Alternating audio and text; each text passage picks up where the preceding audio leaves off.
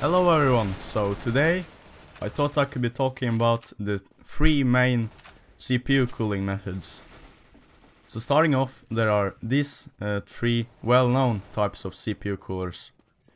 We have the air coolers, the all-in-one liquid coolers, or AIOs as they're called, and then we have the custom water loops. There are of course other kinds of coolers and cooling methods as well, but I won't be talking about them in this video. So here's some pros of the air coolers. They are the cheapest, unless you decide to buy an expensive one like the Cooler Master V8 GTS of course, but most air coolers tend to be cheaper than liquid coolers. And the air coolers are the quietest ones, and that's a fact. I know there's going to be at least one of you watching this video and thinking liquid coolers are the quietest ones. But here's how it goes.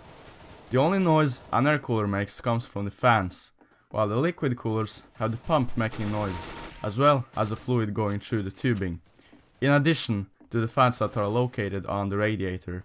So air coolers are in fact quieter than liquid coolers. So if you want the most silent cooling method, then you should go with air coolers.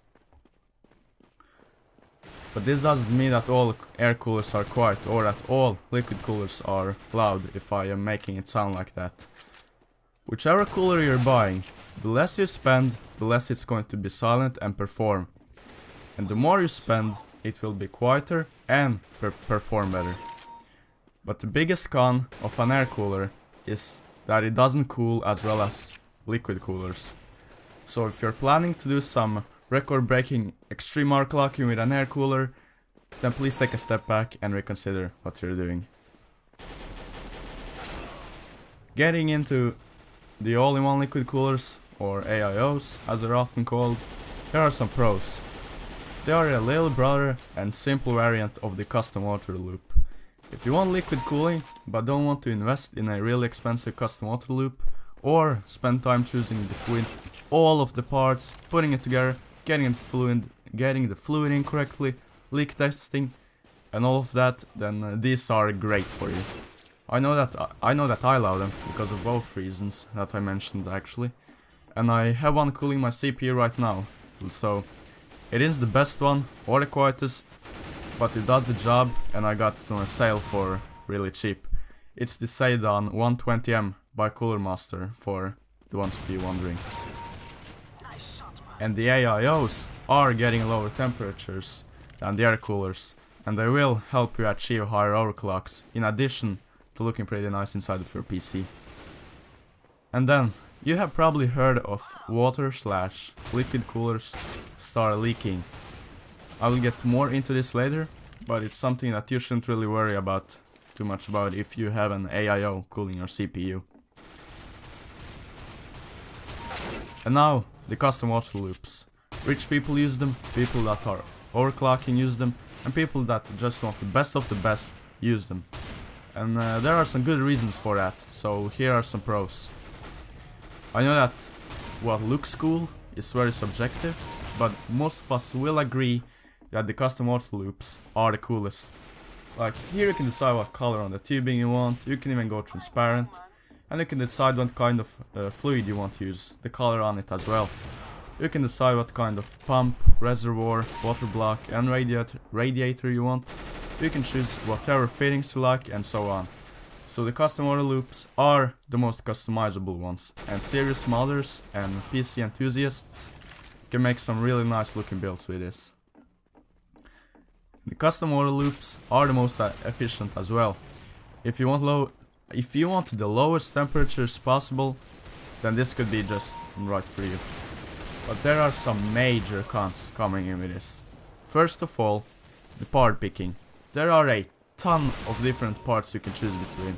And when buying, you have to make sure that everything fits in terms of size, because the last thing you want to happen is to order all of the parts you need, just to find out they don't fit correctly. The custom water loops aren't as easy to put together as air coolers or AIOs either, so you must want to actually do this. And This kind of cooling requires maintenance at least once every 6 months, So this is kind of why I wouldn't recommend people that are new to PC building go with building a custom while loop right off the bat. Although it definitely is doable if you're in for it. Also, you must make sure that the loop isn't leaking anywhere, like in the loop, which could occur if you put together the wrong parts, didn't put the parts together well enough, or because you screwed something else up in the process of putting everything together. And the last con is maybe even the smallest, but biggest at the same time, and that's the price. More often than not, custom while loops will be the more expensive method to cool your CPU, and the price can fluctuate anywhere between a bit more expensive than AIOs to over $8,000. Mind blown. So, what fits you?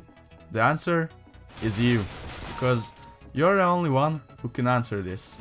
If you don't care too much, just want something that works, is cheap, and you don't plan to do some extreme overclocking, then an air cooler would be a good choice for you. If you want some more performance and perhaps want to make your PC look cool at the same time while not breaking the bank either, then an AIO would suit you pretty well. But if you want to go over the top, get the best of the best, make something really nice and custom, and you have the money, then a custom while loop would be great for you.